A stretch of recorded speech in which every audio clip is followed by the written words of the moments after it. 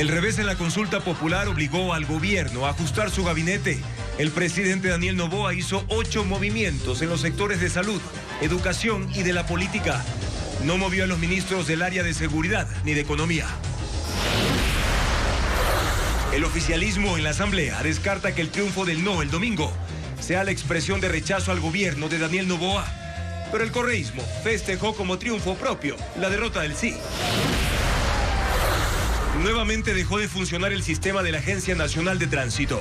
Las fallas son constantes y los usuarios que hacen largas filas para renovar sus licencias, entre otros certificados, y pierden turnos, muestran su molestia, pero no encuentran respuestas. Los siniestros de tránsito son la segunda causa de muerte en el país, después de los homicidios. La Agencia Nacional reveló que hasta octubre de este año se han reportado 16.808 fallecidos.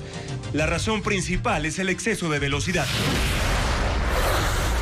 5 bandas criminales se disputan la venta de drogas al menudeo en el distrito Pascuales, parroquia de Guayaquil. Se reportan 4 muertes violentas en menos de 24 horas. Miles de páginas web restablecieron de a poco sus servicios tras la caída mundial de portales en Internet como X y ChatGPT, que duró cerca de 2 horas. Las fallas se originaron en la empresa Cloudflare, que provee este servicio. Los 3 conciertos de la cantante Shakira en Quito movieron más de 55 millones de dólares. Los sectores turístico, hotelero y de servicios fueron los más beneficiados. El municipio planifica la construcción de una arena para conciertos. Los hinchas con boletos comprados para el Mundial de Fútbol 2026 podrán acceder a citas prioritarias para obtener la visa estadounidense.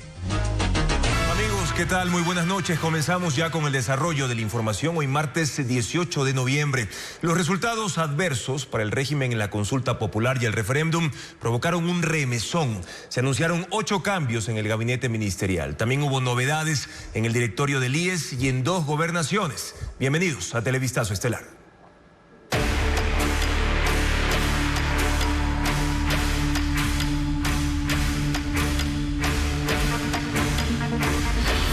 Consulta.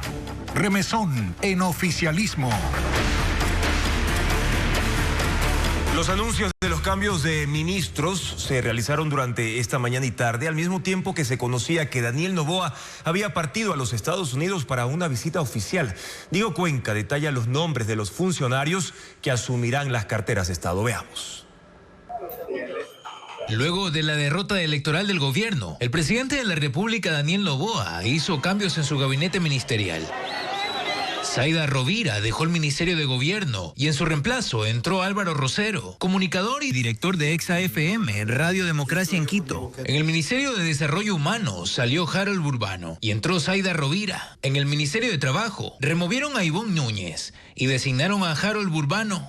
El presidente hizo un particular cambio en el Ministerio de Salud. Sacó a Jimmy Martin y delegó sus funciones a la vicepresidenta María José Pinto. Del Ministerio de Agricultura salió Danilo Palacios y al frente de esa cartera de Estado está Juan Carlos Vega, quien fue el primer ministro de Finanzas del gobierno de Daniel Noboa y estuvo en esas funciones hasta febrero de este año. En el Ministerio de Educación, Deporte y Cultura, la titular Alegría Crespo dejó su cargo y en su reemplazo fue designada Gilda Alcíbar. Es docente y decana de la Facultad de Marketing y Comunicación de la Universidad Ecotec en Guayaquil. Mientras en la Secretaría de Gestión de Riesgos, Jorge Carrillo dejó el cargo y entró Carolina Lozano. Es economista y fue funcionaria de la empresa eléctrica de Quito. Otra funcionaria en anunciar su salida fue Carolina Jaramillo, quien se desempeñó como vocera de la Presidencia de la República. En la tarde de ese martes, el gobierno anunció el último cambio.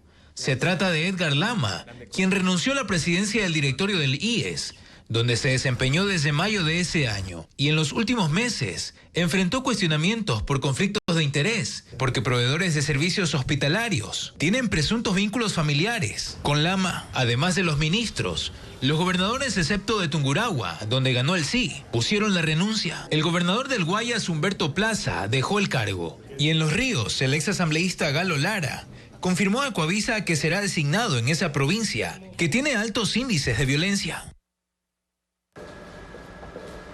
En la Asamblea Nacional, la bancada de ADN no reconoce como una derrota la victoria del no en el referéndum y la consulta popular. Ellos resaltan la participación y el mandato del pueblo en las urnas este domingo. Mientras tanto, la Revolución Ciudadana festejó por los resultados, como lo cuenta ahora Patricio Díaz. Son los festejos de la Revolución Ciudadana por la victoria del no en el referéndum y consulta popular. En el hall de la Asamblea y con la Constitución en mano, gritaban mientras la bancada de ADN hacía su ingreso al Pleno después de una rueda de prensa. No hay que negar que hay un referéndum desaprobatorio con la ineptitud. Por eso estamos aquí, para defender la Constitución de la República del Ecuador. Ellos aseguran que la victoria del no es una ratificación a su Constitución. Perdió la consulta. El pueblo dijo no al desastre de la patria. Del lado de ADN, en cambio, no reconocen los resultados como una derrota. Más bien hablan de un mandato del pueblo ecuatoriano. Este proyecto político siempre va a tener la capacidad de escuchar y estar junto a las personas. Y cuando hay que rectificar, se harán las rectificaciones. Aquí no hay derrotas ni victorias, aquí no ganó A ni perdió B. No se trata de partidos políticos, aquí se trata que el pueblo ecuatoriano se pronunció en las urnas y nos están diciendo qué quieren para el país. Y no solo eso. Plantearon en el Pleno que se felicite al pueblo ecuatoriano por su participación en el proceso del domingo pasado. Y llamo al pueblo a seguir unido, a seguir trabajando por el país y a respaldar al presidente de la República, porque sigue siendo nuestro presidente. Así, los resultados del referéndum del domingo provocan también secuelas políticas en la Asamblea. Sin embargo, la sesión donde se iba a debatir el proceso electoral se suspendió. Álvaro Rosero es el sexto ministro de Gobierno en 2 años de gestión del presidente de la República, Daniel Noboa. 2 analistas exponen los puntos a favor y en contra de esta designación. El radiodifusor quiteño Álvaro Rosero es el nuevo ministro de Gobierno. Las labores tradicionales de esa secretaría van en términos de una figura que busca acuerdos con diálogo y negociación. Pero Rosero ha tenido una posición dura con sectores de izquierda como el correísmo. Y no te digo que tú hayas votado no pensando en beneficiar al correísmo. Lo que te digo es que votaste no. Pero que tienes que asumir que los grandes triunfadores son ellos, pues. Según analistas políticos, su trabajo en ese ámbito entonces podría verse limitado. Es muy difícil que uno se siente a conversar con a quien uno ha descalificado. Esa va a ser una parte, a no ser de que el gobierno tenga como estrategia seguir en la confrontación y además de la confrontación, trabajar con otros sectores que no sean esta oposición que además va a ser intransigente. Pero aprovechar su experiencia como comunicador puede ser otra opción. A menos que el gobierno pretenda que el Ministerio del Gobierno se convierte en una nueva suerte de vocero más que un negociador. Esto podría ir de la mano con la salida de Carolina Jaramillo como vocera del gobierno. Rosero es el sexto ministro de Gobierno del presidente Noboa en sus 2 años de mandato. Reemplaza a Saida Rovira, quien estuvo desde julio pasado en el cargo. Ella, sin embargo, se queda en el gabinete. Regresa al Ministerio de Desarrollo Social, que ya dirigió por más de 1 año. Fue gobernadora del Guayas también.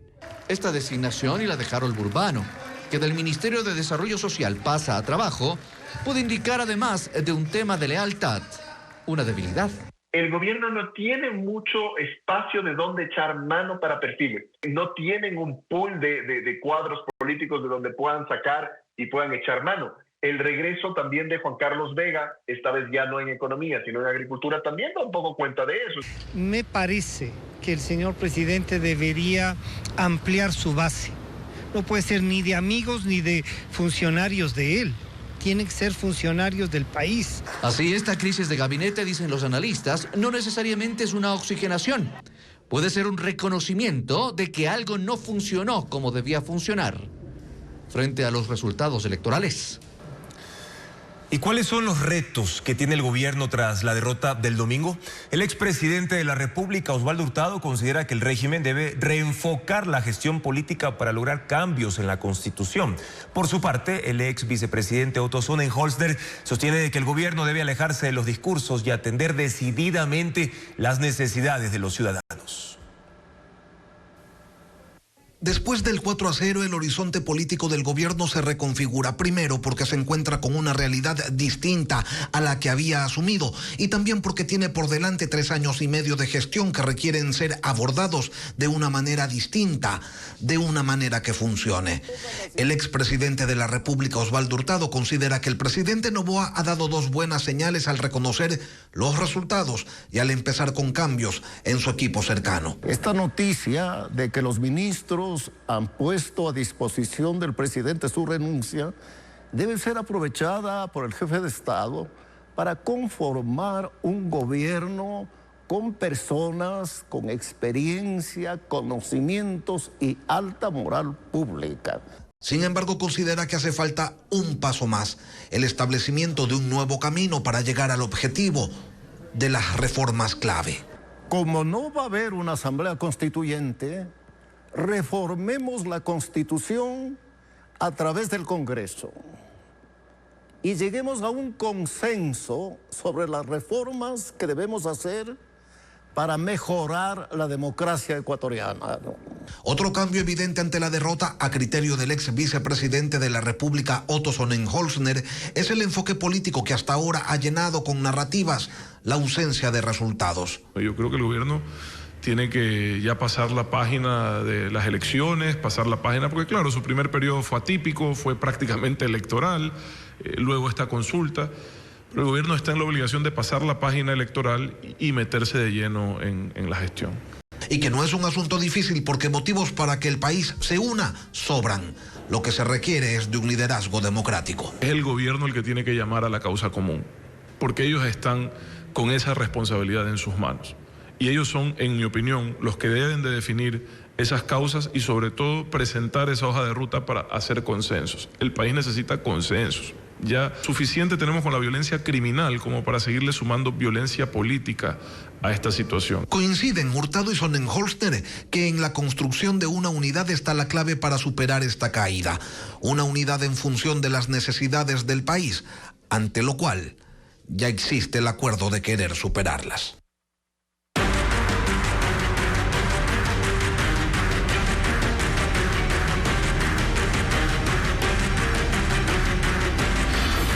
Accidentes, descontrol en las vías. Los siniestros viales son la segunda causa de muerte en el país después de los homicidios. La Agencia Nacional de Tránsito reveló que hasta octubre de este año ya se reportan más de 16.800 accidentes en Ecuador, siendo el exceso de velocidad la principal causa. Estefanía Arias habló con un experto sobre este tema. Contar un siniestro de tránsito en Ecuador se ha convertido en algo cotidiano y las cifras lo corroboran. En el país, cada 3,8 horas fallece una persona por un siniestro vial, según un informe anual de la Agencia Nacional de Tránsito, ANT. En 2024 se registraron 2.302 fallecidos como resultado de 21.220 accidentes viales. Hasta octubre de 2025 ya son 1.926 los fallecidos en 16.808 siniestros, cifras a las que deben sumarse los 22 muertos del accidente reportado el domingo 16 de noviembre en la provincia de Bolívar. Paradójicamente, esa fecha coincidió con el Día Mundial en memoria de las víctimas de siniestros de tránsito. El 80% de los siniestros son velocidad.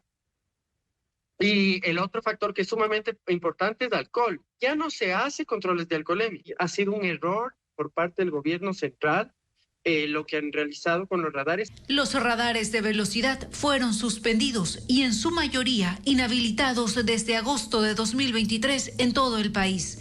Pero la situación se complicó a principios de 2025 cuando la ANT emitió un nuevo reglamento que exigía un certificado de calibración de los radares y los municipios no cumplían con la normativa. Actualmente el COIP solamente comienza a sancionar a partir de 60 kilómetros por hora en áreas urbanas, por ejemplo, cuando la velocidad máxima en una ciudad debería ser 50 kilómetros por hora y esa es la que está efectivamente en la ley. Guzmán afirma que en el país falta un reglamento o ley de tránsito y seguridad vial, sumado a una falta de control en las vías. Y el tema preocupa a la comunidad, pues falta poco para diciembre, mes en el que más accidentes viales se reportan en todo el país.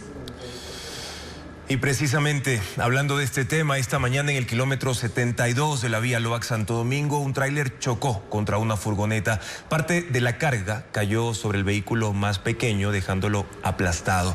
3 de sus ocupantes resultaron heridos. La carretera permaneció cerrada al menos durante 5 horas mientras se retiraban los vehículos. Han pasado 2 días desde el accidente en Simiatug, Guaranda, y el dolor se ha extendido a varias comunidades. Mientras avanza la investigación sobre las causas del siniestro, las familias comienzan a recibir los cuerpos de sus seres queridos y a velarlos en Guaranda y Ambato. Ángel Pilatuña actualiza la información. 2 días después del trágico siniestro de tránsito en el sector Gerrana, en la parroquia Simiatug, en Guaranda, la montaña todavía guarda señales de lo ocurrido. Entre los pajonales aparecen flores colocadas por comuneros, restos del bus destruido, retazos de ropa y hasta una muñeca que alguien llevaba en el viaje. En esta ruta de curvas muy cerradas, un bus de la cooperativa Ambateñita cayó más de 150 metros, dejando 22 personas fallecidas y 34 heridas. Mientras la policía continúa la investigación del siniestro, la vida en las comunidades empieza a girar en torno al duelo. En el centro de Simiatug, varios espacios comunitarios se han habilitado para despedir a las víctimas. Entre velas y rezos, familiares y vecinos acompañan a quienes partieron en ese viaje. Entre esas víctimas está María Piedad Aucatoma, de 30 años. Nosotros somos de aquí, pero hemos vivido allí en Ambato.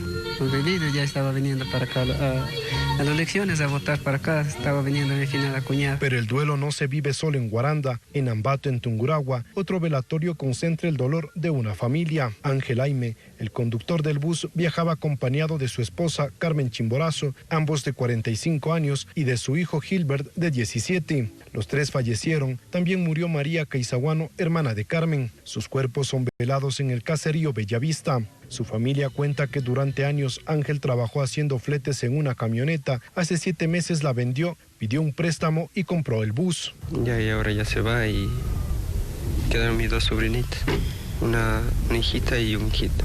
La familia asegura que un motociclista se habría cruzado en la vía y que Ángel, al intentar evitarlo, perdió el control. Sin embargo, hay un dato en investigación. El bus viajaba con más pasajeros de lo permitido. Aunque su capacidad era de 45 personas a bordo, iban más de 56. Mientras tanto, los heridos continúan su recuperación. De los 34 afectados, varios permanecen hospitalizados en Ambato, algunos con pronósticos reservados. Miles de páginas web restablecieron sus servicios luego de la caída mundial de miles de portales de Internet como X y ChatGPT durante la mañana de este martes. El origen del problema se presentó en la plataforma de seguridad informática y tráfico de Internet Cloudflare, como lo informa Luis Alfredo Zúñiga. Este martes, millones de personas se levantaron con la novedad de que la red social X no funcionaba en sus celulares ni en sus computadoras. Muchos pensaron que se trataba de un problema de su conexión a Internet, pero el inconveniente fue a nivel mundial. La plataforma no se actualizaba ni permitía publicar estados en todo el mundo.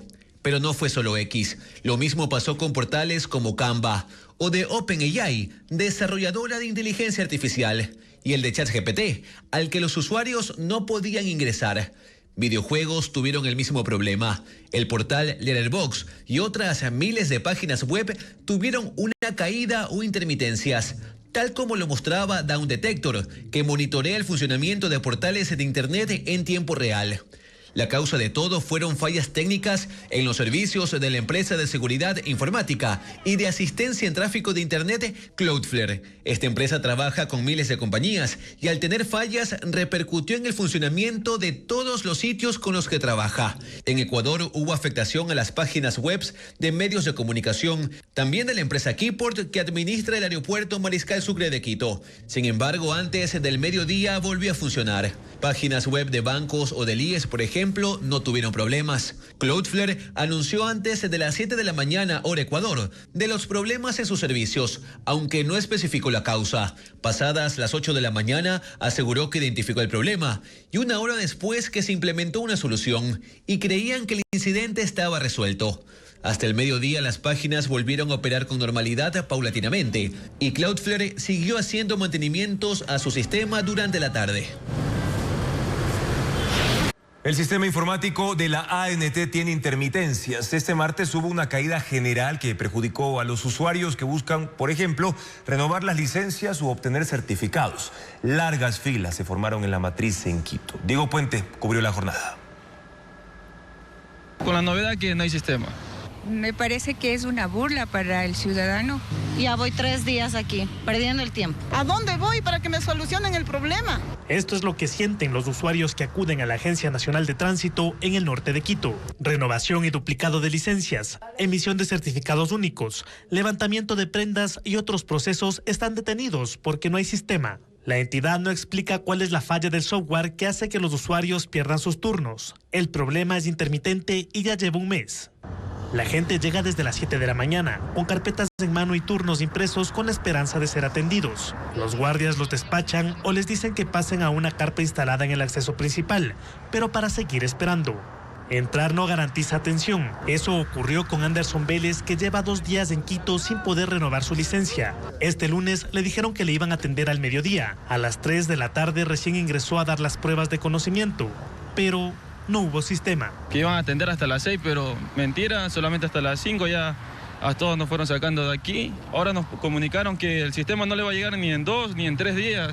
Va a venir la próxima semana, ojalá haya sistema. Los papeles firmados que les dan como turnos a quienes no fueron atendidos no sirven. Al día siguiente deben hacer nuevamente la extensa fila. Con tanta tecnología que ahora existe, no es posible que todavía sigamos ahí retrasados de estos trámites, no por un tema tecnológico. Transportistas como María Túqueres o Wilson Carrillo, que necesitan documentos para acceder a la compensación del bono que ofreció el gobierno por la eliminación del subsidio al diésel, no tienen respuesta. A la casa comercial pago 1.850 y ya estoy caído en mora.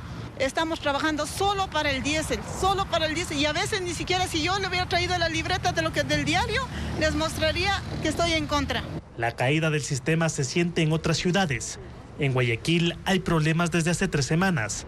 Así lucen las oficinas en la ANT, vacías. Los guardias despachan a la gente indicándoles que no podrán realizar sus trámites. La intermitencia afecta también a la liberación de vehículos. Decenas de usuarios no pueden retirar sus carros de los patios de retención y esto suma costos adicionales cada día. El Instituto Nacional de Meteorología, el INAMI, pronostica presencia de lluvias hasta el sábado en el país. La Amazonía tendrá las precipitaciones más fuertes, incluso con tormentas eléctricas y viento. Más detalles del estado del tiempo con Luis Alfredo Zúñiga. Los últimos días, un cielo nublado, acompañado de una sensación de frío, ha sido la tónica en al menos 16 provincias de la costa, sierra y oriente. El INAMI asegura que no se trata de un evento fuera de lo normal, sino todo lo contrario. Es un comportamiento climático habitual para esta época, debido a un mayor ingreso de humedad desde la Amazonía. En realidad, es ya el anuncio de que la época lluviosa está por llegar. Hay algunos días que son más fríos que otros producto de esta cobertura nubosa que no permite que se caliente la superficie. Y ese panorama va a continuar desde este martes hasta el sábado 22 de noviembre. Según el último boletín del INAMI, habrá lluvias en todo el país. En la costa serán sobre todo en Esmeraldas y Santo Domingo de los Áchilas. En la sierra habrá más afectación en Carchi, Imbabura, Pichincha, Cotopaxi y Bolívar. Mientras en la Amazonía será en la provincia de Sucumbíos. Allí se presentarán las lluvias más intensas. En la Amazonía es mucho más probable que estas lluvias se desarrollen con tormentas. Estos eventos se darán, según el INAMI, sobre todo en la tarde, ya que en la mañana se espera presencia de sol en la sierra y la Amazonía, mientras en la costa continuará un clima nublado. Continuamos con más información. El Ministerio del Trabajo emitió un informe técnico para incrementar el salario de los servidores públicos. El aumento podría ser de hasta 4.4% y se beneficiaría a 400.000 funcionarios. Adriana Bermeo conversó con la aún ministra del Trabajo, Ivonne Núñez, en sus últimas horas en funciones y preparó el siguiente informe. El gobierno analiza subir los sueldos a funcionarios públicos. El Ministerio del Trabajo hizo un informe técnico que ya fue entregado al Ministerio de Economía y que plantea 4 posibilidades tomando en cuenta la inflación y la variación del salario básico unificado desde 2012 hasta 2024. Los incrementos oscilan entre 1.5% y 4.4%. Por ejemplo, un servidor público de Servicios 1 que tiene el sueldo más bajo de la escala salarial podría tener un alza de $23 y pasar de $527 a $550. Un servidor público 3 de $986 a $1,029. Un servidor público 6 de $1,412 a $1,474. Y un servidor público 8 de $1,760 a $1,838. Los funcionarios de los 8 escalafones superiores, que son los que más ganan, no tendrían ningún incremento. ¿Por qué existe el sustento técnico? Porque la ley lo faculta y lo dice que se debe revisar cada cierto periodo. Como no han tenido periodo de revisión, el ministerio hizo la propuesta de revisión. Esta modificación en la escala salarial representa entre 200 y 300 millones de dólares adicionales al año en el presupuesto destinado al pago de sueldos y beneficiaría a 400,000 funcionarios. Para que se ejecute, falta la aprobación del Ministerio de Finanzas. Esta propuesta fue liderada por la aún ministra del Trabajo, Ivonne Núñez, que recibió a Televistazo a pocas horas de dejar su cargo y volver a sus funciones como jueza. Dijo que en su gestión alertó y pidió informes a las ministras de Economía y Energía sobre una remuneración variable de la que se benefician funcionarios de sectores estratégicos, específicamente de Petroecuador. Nunca recibí los informes, pero estoy extremadamente segura que allí se ha pagado más de 300 millones de dólares. Y siempre lo dije en voz alta en el gabinete, ¿hay de dónde ahorrar?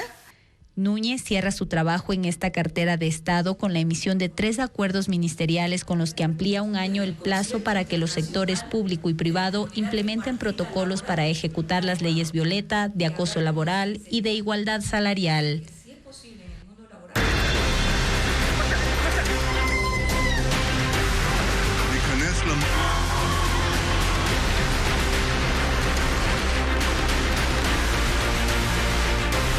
Mundo. El presidente de Estados Unidos, Donald Trump, recibió con honores en la Casa Blanca a Mohammed bin Salman, príncipe heredero y primer ministro de Arabia Saudita. La visita consolida la relación bilateral, prevé un incremento multimillonario de inversiones en sectores como energía y compras militares y abordaron el polémico tema por el asesinato del periodista saudí Jamal Khashoggi en 2018, un crimen por el cual fueron señaladas autoridades sauditas y que ocurrió en una sede diplomática de ese país. Con honores reservados para ceremonias en visitas de Estado, un breve desfile militar y el sobrevuelo de aviones de guerra F-35 sobre la Casa Blanca, Donald Trump recibió a Mohammed bin Salman. Es la primera visita oficial del heredero saudita en 7 años y refuerza la que él mismo ha dicho que es una relación de décadas. Hoy vivimos un momento muy importante en nuestra historia porque también estamos trabajando en muchas cosas de cara al futuro, señaló. Y habló de una nueva era en las relaciones con Estados Unidos.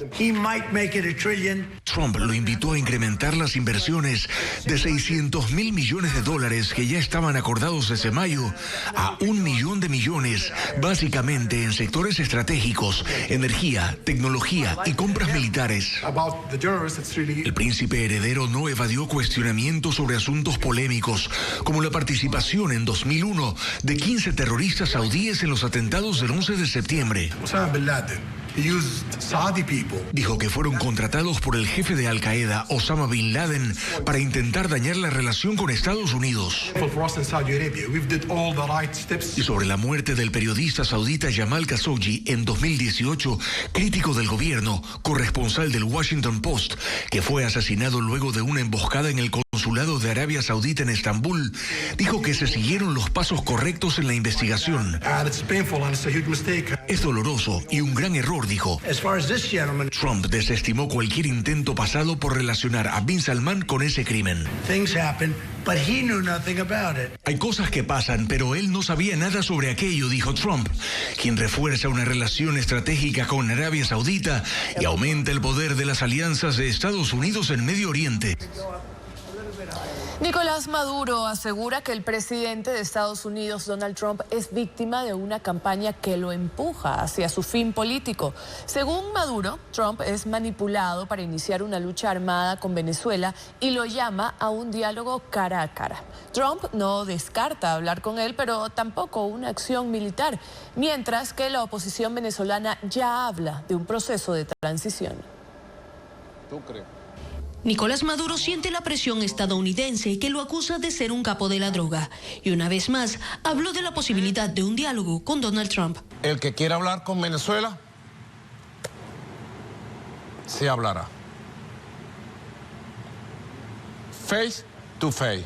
Maduro ahora asegura que el mandatario estadounidense es manipulado para atacar a Venezuela. Quieren que el presidente Trump cometa el error más grave de toda su vida y se meta militarmente contra Venezuela, lo cual sería el fin político de su liderazgo y de su nombre.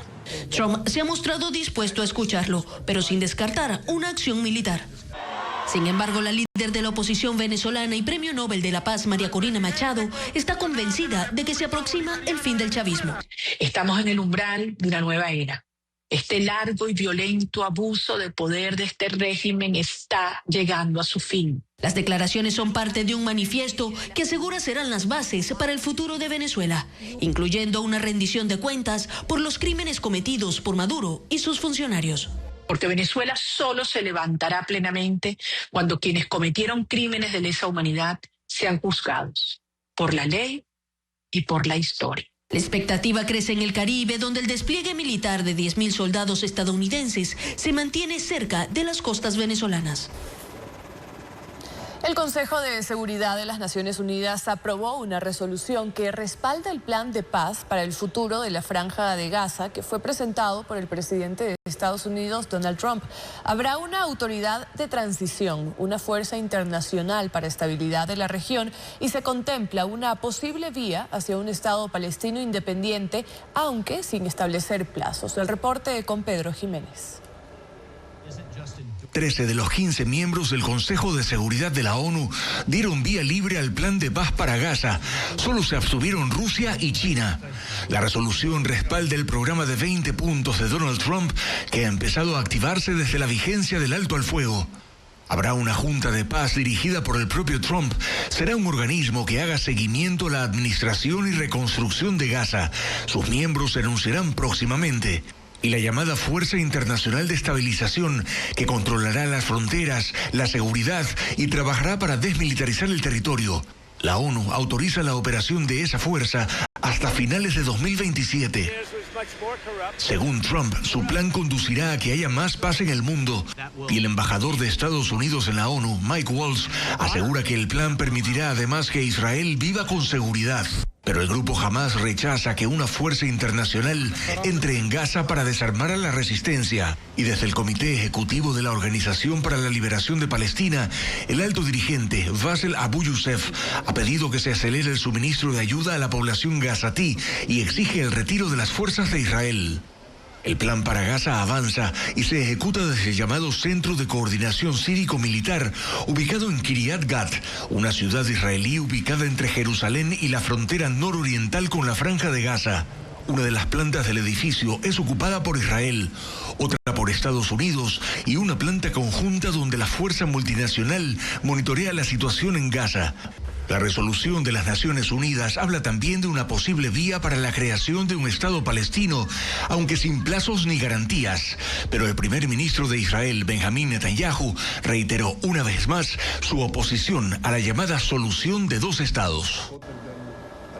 La Cámara de Representantes del Congreso de Estados Unidos ordena que la Fiscalía libere todos los registros no clasificados sobre el caso de la red de tráfico sexual de menores dirigida por el poderoso empresario Jeffrey Epstein, quien se suicidó en prisión esperando su juicio.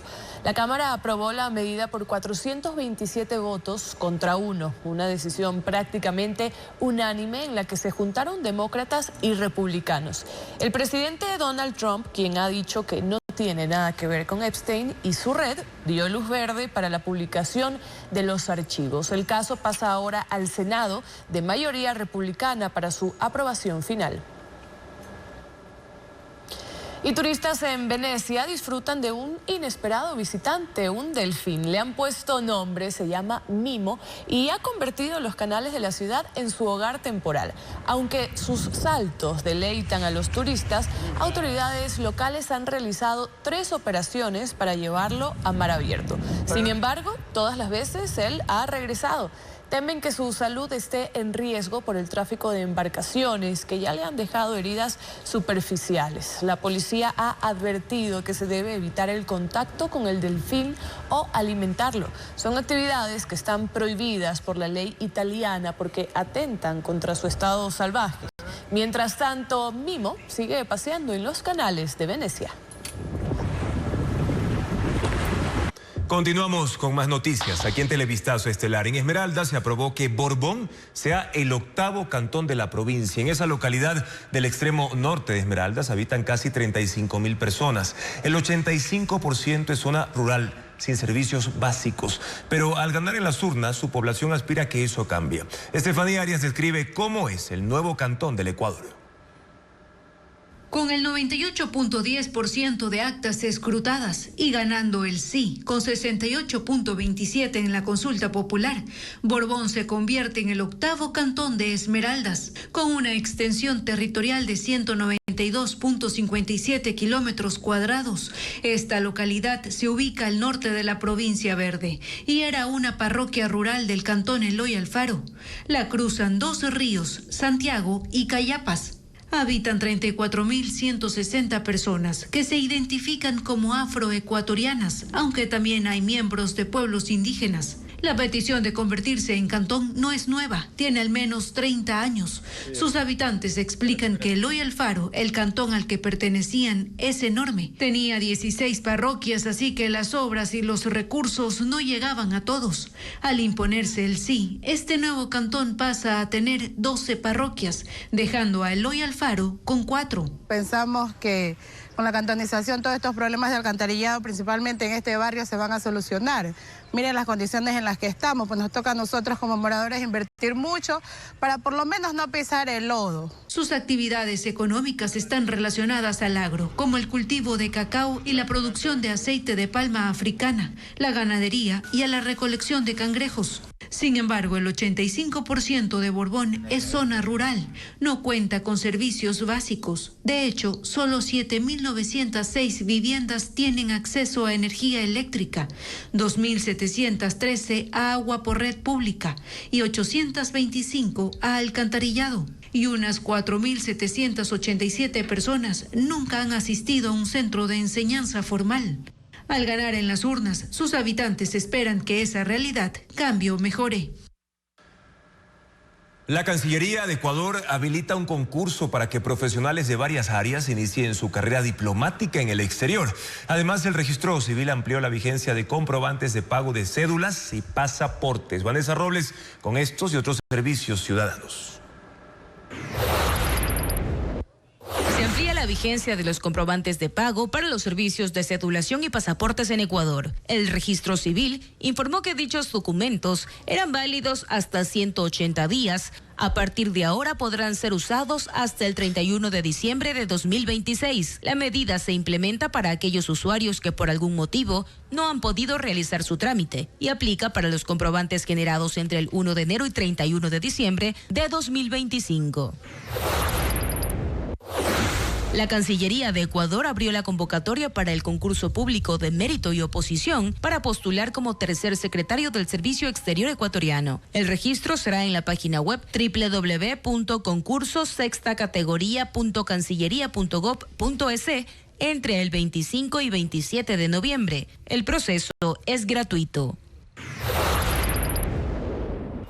La empresa TAME EP, en proceso de liquidación, inicia el trámite de devolución a 253 ciudadanos de atención prioritaria que no pudieron usar sus boletos aéreos debido a afectaciones operativas acumuladas en la aerolínea. Los reembolsos se harán mediante transferencia bancaria hasta el 24 de noviembre y los beneficiarios serán notificados de forma directa mediante contactos registrados.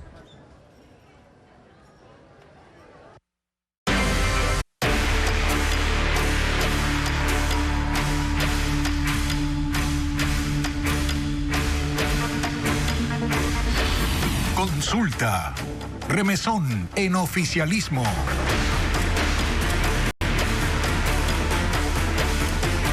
Es momento de revisar cuáles son los cambios en el gabinete presidencial. En algunos casos hay funcionarios que pasan de un ministerio a otro. Aquí tenemos la lista para presentárselas ahora. El Ministerio de Gobierno deja de ser dirigido por Zaida Rovira. Ese cargo lo asume Álvaro Rosero. En el Ministerio de Desarrollo Humano, Harold Urbano es reemplazado en cambio por Zaida Rovira, quien vuelve a esa cartera de Estado. En el caso de Ivonne Núñez, ella hoy dejó el cargo de ministra de Trabajo y su reemplazo es Harold Urbano. Jimmy Martin deja sus funciones en el Ministerio de Salud Pública y la vicepresidenta de la República, María José Pinto, es ahora la encargada del manejo de esa cartera de Estado. Otro ministerio con cambios es el de Agricultura. Danilo Palacios es sustituido por Juan Carlos Vega, quien anteriormente había sido ministro de Economía y Finanzas. Y el Ministerio de Educación, Deporte y Cultura, dirigido hasta hace poco por Alegría Crespo, ahora está a cargo de Gilda Alcíbar. Además, otros cambios también se han suscitado en las últimas horas. Carolina Lozano asume la Secretaría Nacional de Gestión de Riesgos en reemplazo de Jorge Carrillo. Esta tarde, Carolina Jaramillo también anunció su renuncia como vocera presidencial del gobierno, pero todavía no se ha oficializado si tendrá un reemplazo.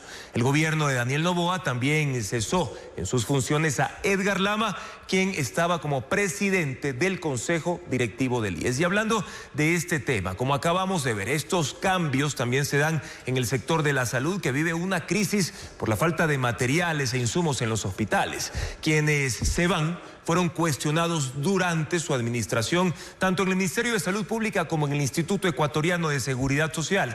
Carla Delgado con una radiografía de cómo reciben los nuevos funcionarios un sistema altamente complejo. Aunque desde el lunes se conocía que todos los ministros habían puesto sus cargos a disposición, el reacomodo por partida doble ocurrió también donde el desgaste gubernamental es más profundo. El sector de la salud. Cerca de la 1 de la tarde de este martes, la presidencia oficializó la salida del ministro de Salud, Jimmy Martin, y la decisión del presidente de delegar las funciones a la vicepresidenta María José Pinto. Una hora después, Edgar Lama presentó su renuncia a la presidencia del Consejo Directivo del IES. Me voy con la tranquilidad de que los intereses de los afiliados seguirán vigilados y defendidos. La salida de ambos funcionarios no sorprende, especialmente porque su gestión fue ampliamente cuestionada en medio de la crisis sanitaria, que en un inicio no fue reconocida por las autoridades. El desabastecimiento en los hospitales, la acumulación de cirugías represadas por falta de insumos, los retrasos en pagos y las denuncias de corrupción terminaron por obligar al presidente Noboa a declarar la emergencia en el sistema de salud. El tema de salud es crítico. Estamos tomando también medidas críticas. En las próximas semanas lo que vamos a hacer es declarar en emergencia, pero la compra de medicamentos, no es el sistema de salud como tal. Los conflictos en la red pública incluso llevaron al gobierno a conformar un comité de salud, integrado por funcionarios como la vicepresidenta Pinto, Edgar Lama, entre otros. Sin embargo, la compra masiva de medicamentos, pieza central de la declaratoria de emergencia, se desarrolla entre otros cuestionamientos. La Comisión Nacional Anticorrupción denunció sobreprecios en al menos 2 contratos y el CERCOV en el sistema de contratación muestra el retraso en las compras. De 260 procesos iniciados, apenas 15 finalizaron hasta este martes. Sobre Lama, organizaciones sociales lo acusaron de favorecer pagos a prestadores de salud del IES vinculados con su familia. El equipo ya está listo. El país no está para improvisar. En medio de estos conflictos, será la vicepresidenta María José Pinto quien asuma el reto de solucionar estos problemas a contrarreloj. El presidente Daniel Noboa mantiene a los ministros del Frente de Seguridad pese a cuestionamientos por falta de resultados. El primer semestre de 2025 fue el más violento en la historia de Ecuador ante el incremento de homicidios intencionales. Paul Romero con el reporte. El presidente Daniel Noboa no tocó a los ministros del Frente de Seguridad en la última oxigenación de gabinete. Los ministros del Interior, John Reinberg, de Defensa, Giancarlo Lofredo, el director del Centro Nacional de Inteligencia, Michele Sensi Contugi, se mantienen en sus cargos.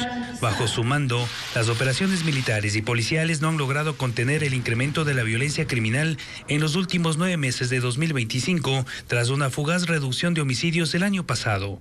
En 2024 se registraron 7.063 homicidios intencionales y de enero a septiembre de este año 6.797. Esto representa un incremento del 37% en comparación con el mismo periodo de 2024, un promedio de 25 asesinatos diarios, una víctima cada hora. La zona 8, que comprende Guayaquil, Durán y San Borondón, es la más violenta del país. En 2024 hubo 2.087 homicidios y entre enero y noviembre de este año subió a 2.678. El académico y profesor universitario Daniel Pontón señala que las estadísticas reflejan la falta de una política integral de seguridad. Sí, los resultados son escandalosamente malos, ¿no? Y no existe una política sobre ese tema que debe ser mucho más integral, que implique una esfera mucho más allá del mundo policial y militar del problema. Considera que la permanencia de los ministros del Frente de Seguridad obedece a la cercanía que tienen con el mandatario. Tengo entendido que Lofredo es un hombre de estricta confianza del presidente.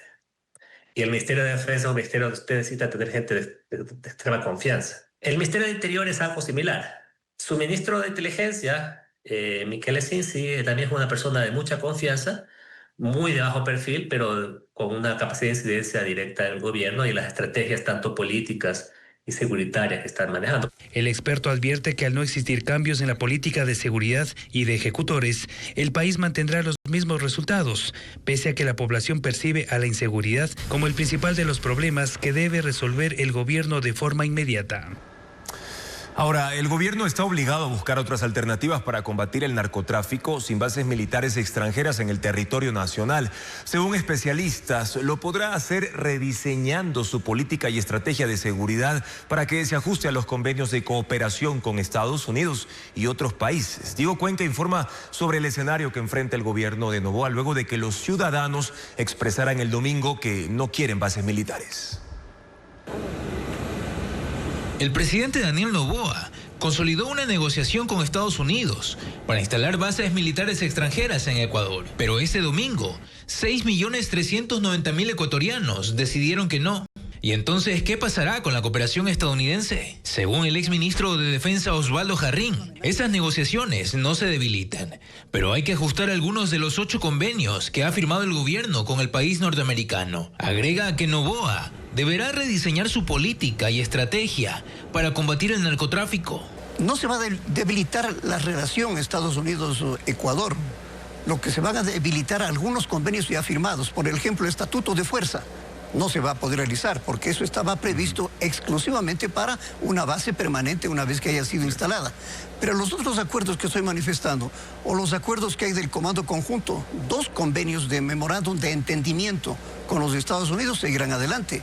Para el especialista en seguridad Mario Pazmiño, el gobierno tiene otra alternativa para sostener el apoyo del Departamento de Seguridad Nacional de los Estados Unidos, llamado Homeland Security en inglés. Pero él puede, en base a los convenios que están ya firmados y legalizados, puede instalar estas oficinas operativas de Homeland Security. Pazmiño también sostiene que la Fuerza Pública Nacional podrá crear nuevas unidades que concentren sus operaciones en la frontera norte, considerando que Ecuador es la última línea de contención del narcotráfico en América Latina. Unidades pequeñas de reconocimiento avanzado, altamente móviles, con potencia de fuego, para poder neutralizar ciertas penetraciones que se pueden generar en diferentes ejes fronterizos. Por ahora el gobierno tendrá que culminar la transición de sus nuevas autoridades del gabinete ministerial para el siguiente paso en materia de seguridad, luego del golpe electoral en la consulta popular y referéndum. Y Daniel Noboa viajó este martes a los Estados Unidos para cumplir una visita oficial. La Cancillería no ha informado la agenda que cumplirá el mandatario durante sus 2 días de ausencia en el país. Después de 2 días de la derrota electoral en la consulta popular y referéndum, el presidente Daniel Noboa se fue a Estados Unidos a una visita oficial del 18 al 20 de noviembre, según el decreto ejecutivo 218 publicado en la página oficial de la presidencia.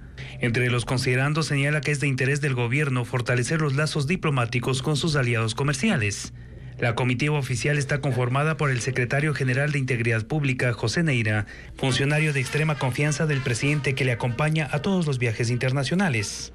Según el decreto, se sumó una comitiva de apoyo autorizada por la Secretaría General de la Administración Pública, pero no se publicaron los nombres de los funcionarios. La Presidencia y la Cancillería no informaron la agenda que cumplirá Noboa en Estados Unidos, país con el que adelantó conversaciones para la instalación de bases militares extranjeras antes del revés electoral.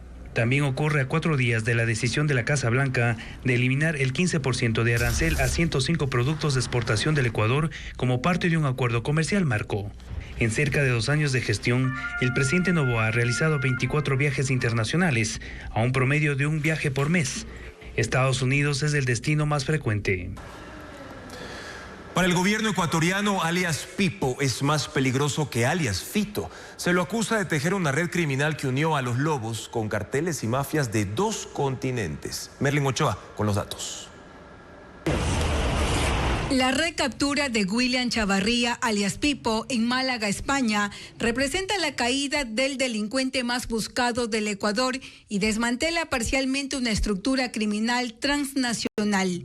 Durante 5 años, Pipo, cabecilla de los Lobos, conectó a esta organización con el cártel Jalisco Nueva Generación de México, consolidando un corredor criminal.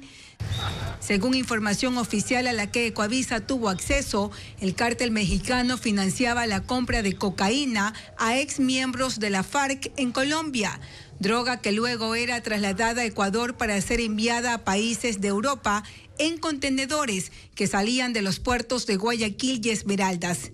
Una vez en el continente europeo, el cargamento era entregado a mafias albanesas y serbias que se encargaban de distribuir la sustancia en España, Países Bajos, Italia y Alemania, completando así una cadena criminal que convirtió a los Lobos en un eslabón estratégico del narcotráfico global. Desde la clandestinidad y con 7 cirugías para alterar su identidad, Pipo también financiaba el cártel Nueva Generación Ecuador, que fue un grupo sanguinario integrado por sicarios. Pipo fue reclutado en la cárcel de La Tacunga por alias Rasquiña, cabecilla de los choneros, pero luego de su asesinato en 2020, Pipo se separó de los choneros y consolidó a los Lobos. Informes de inteligencia revelan que Pipo negociaba con los mexicanos armamento y tecnología para sostener la disputa territorial con los choneros, aliados del cártel Sinaloa, replicando en Ecuador la guerra narco-mexicana. Este martes, la justicia española ordenó su prisión provisional mientras se procesa su extradición a Ecuador. Los 3 conciertos de Shakira en Quito generaron ingresos de $55.5 millones distribuidos entre los sectores de hotelería, restaurantes y transporte. Al evento también asistieron visitantes de Perú y Brasil. Ana María Palacios detalla las cifras que dejó este espectáculo.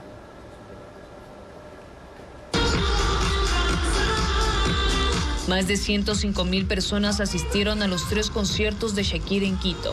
El 40% del aforo correspondió al público que llegó desde otras ciudades como Guayaquil y Cuenca, así como desde el extranjero, principalmente de Perú y Brasil. La ocupación hotelera de la capital superó el 90%.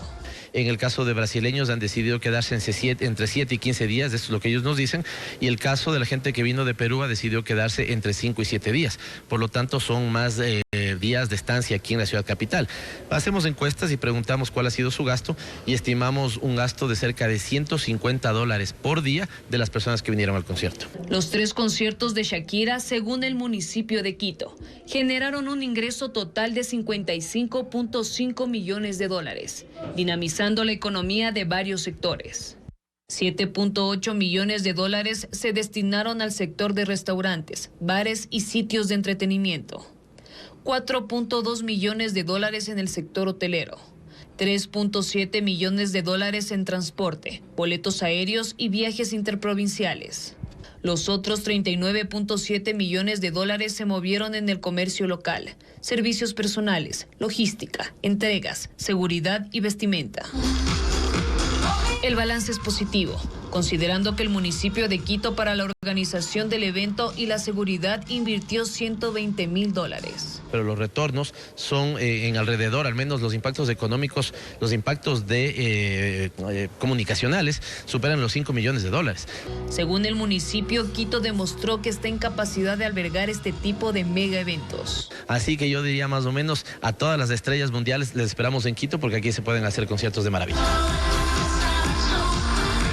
Ya se realizan estudios para construir en el 2026 una arena de espectáculos en el Parque Bicentenario, con el fin de ampliar los espacios destinados a grandes... Este martes falleció en la ciudad de Miami, Estados Unidos, el empresario Leonidas Ortega Trujillo. Su familia ha comunicado este deceso. Paz en su tumba.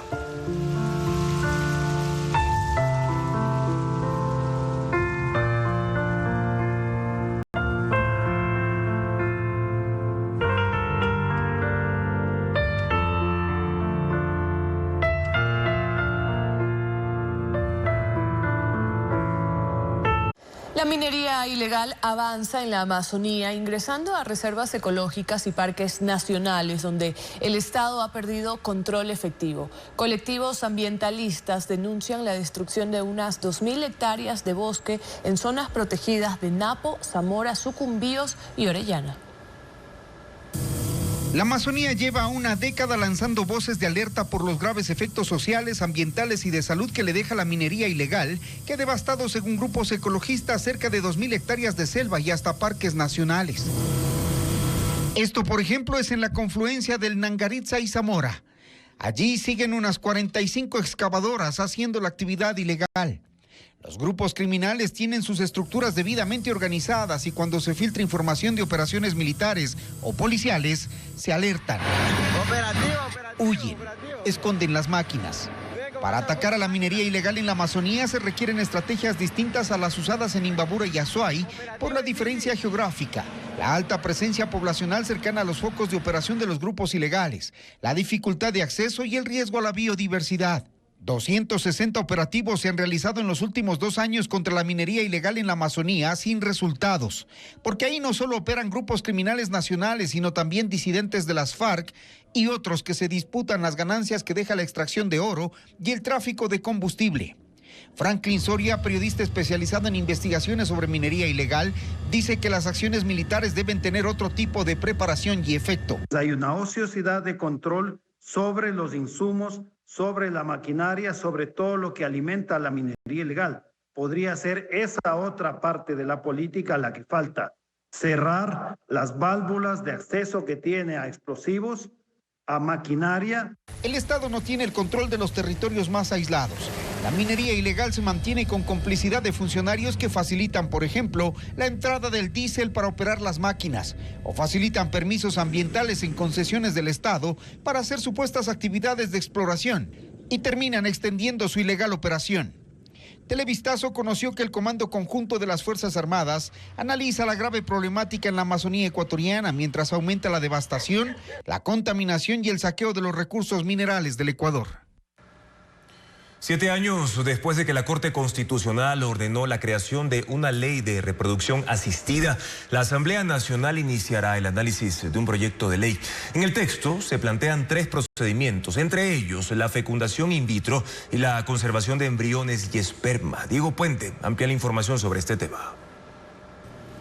La reproducción humana asistida será regulada en Ecuador. El Pleno de la Asamblea Nacional tiene en su agenda el primer debate del informe que elaboró la Comisión de Salud. Tiene 63 artículos y norma 3 procedimientos. Fecundación in vitro, en la cual los óvulos y los espermatozoides se combinan fuera del cuerpo de la mujer. Inseminación intrauterina, es decir, cuando se deposita directamente el esperma en la mujer de forma artificial, y la crioconservación de óvulos, espermatozoides y embriones para ser usados en el futuro. En este proyecto de ley no se reconocen como prácticas de reproducción asistida la clonación y la gestación subrogada o también conocida como vientre de alquiler. Porque consideramos que puede abrir puertas al mercado negro, inclusive de tratar de cosificar a la mujer únicamente como una persona que debe ser gestante por producto, digamos, de voluntad. Sí, es verdad, hay personas que necesitan porque tienen problemas de fertilidad, pero hay otras personas que lo usan con otros fines. Norma el papel que cumplen los donantes, los usuarios de estas prácticas, el personal médico que interviene y los derechos del recién nacido. Otro punto es la creación de un registro nacional de los establecimientos autorizados para aplicar estas técnicas. La ley establece el cumplimiento de al menos 7 requisitos para que puedan funcionar. Entre ellos, tener personal médico especializado en estas prácticas, contar con infraestructura adecuada, mantener un registro detallado de donantes, receptores y procedimientos realizados. Esta última información será confidencial para el público. El proyecto de ley surge de una sentencia de la Corte Constitucional que ordenó en 2018 que se cree la legislación. Aunque debía ser tratada en un año, 7 años después sigue en debate. La película ecuatoriana Viejos Malditos se estrenó en diversas salas de cine del país con buena acogida. El filme, protagonizado por el recordado actor Jaime Bonelli, incorpora un elemento inusual dentro del cine local. Se trata de la participación de una gata rescatada como coprotagonista. Veamos.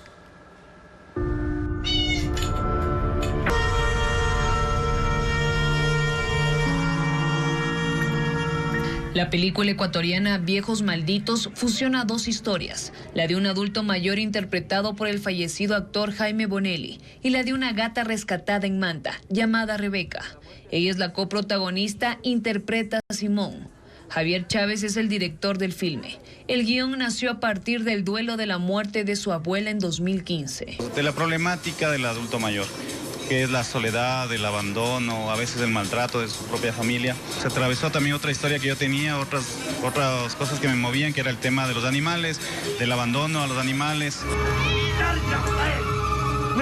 Uno de los mayores temores del equipo era trabajar con un gato. Para lograrlo, contaron con el apoyo del actor y entrenador de animales argentino Walter Donado, reconocido por su participación en la película nominada al Oscar Relatos Salvajes. El trabajo profesional de Walter lo hizo muy fácil y luego el gatito hace exactamente todo lo que el guión necesita e incluso el gatito repite varias veces escenas que requeríamos. El resultado es una historia conmovedora que combina drama, humor negro y ternura. Que regresen a ver a sus abuelitos, a sus papás, si todavía los tienen, y que se den un tiempo para pasar con ellos y venir al cine con ellos también. ¿Volviste animal del demonio? Viejos Malditos se proyecta en cines de varias ciudades del país. En Guayaquil está destinada una sala para su exhibición. Finalizamos esta emisión, pero pueden seguir las noticias a toda hora en ecuavisa.com, información verificada con el sello Televistazo. Mañana en contacto directo Gonzalo Ortiz, exsecretario de la Administración y ex embajador de Ecuador en Colombia, para analizar los cambios en el gobierno tras los resultados en la consulta. ¿Qué tan grave es la crisis? Además, estará con nosotros Enrique Herrería, ex juez constitucional, para explicar qué opciones jurídicas le quedan a Daniel Noboa tras el freno popular a una asamblea constituyente. Amigos, los esperamos también en la primera emisión de Televistazo a las 5:55 de la mañana. Gracias siempre por su sintonía y confianza. Hasta mañana.